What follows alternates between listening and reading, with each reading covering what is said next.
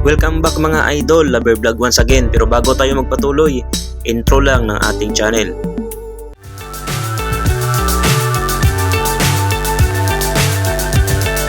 Fly so high, I'm hypnotized.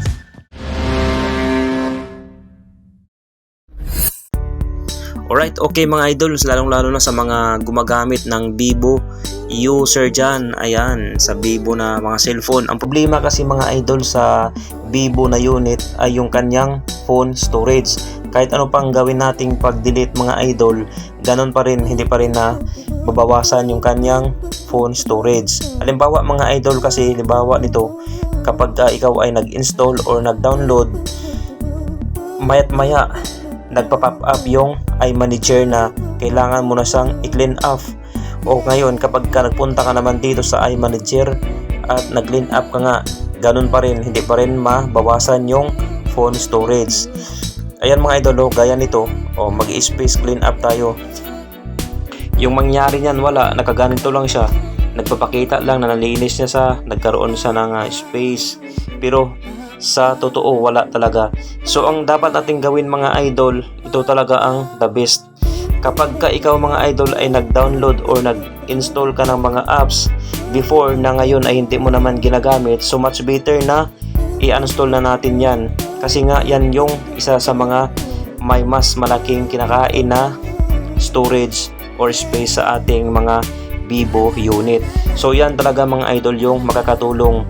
Kung may nakikita kayo dyan sa iba na mga nagbablog na nagpapakita na kapag nagpunta ka dito sa iManager at nag-clean up ka dito ay matik na madadagdagan or mababawasan ng inyong phone storage. Ayan, so magkakaroon ng space. Kailangan talaga ay magbawas tayo ng mga apps na hindi na natin ginagamit. Ganun lang mga idol, magkakaroon ka ng enough na storage sa inyong mga cellphone. Kasi nga mga idol, gaya ko, pagka nag-edit ako dito sa aking video editor dito sa cellphone ang gamit ko, ngayon kapag nag-save na ako, hindi ko na ma-save kasi nga yung space ay hindi na enough para sa video na mahaba or mga matataas na file mga idol. So kailangan talaga ay magbawas na ng apps. Hindi siya pwedeng mag-space clean up lang tayo gamit ang iManager. Kaya nito mga idol, kanina ay nagbawas nga ako ng apps na hindi ko na ginagamit. So yun, nagkaroon ako ng medyo mataas na space nga sa aking mobile phone nito na Vivo. Ayan, nakatulong talaga yung pagbawas nga ng apps. Ayan, kasi nga hindi ko naman siya nagamit, so binawasan ko na yung apps ko, tinanggal ko na siya, in-install ko na siya.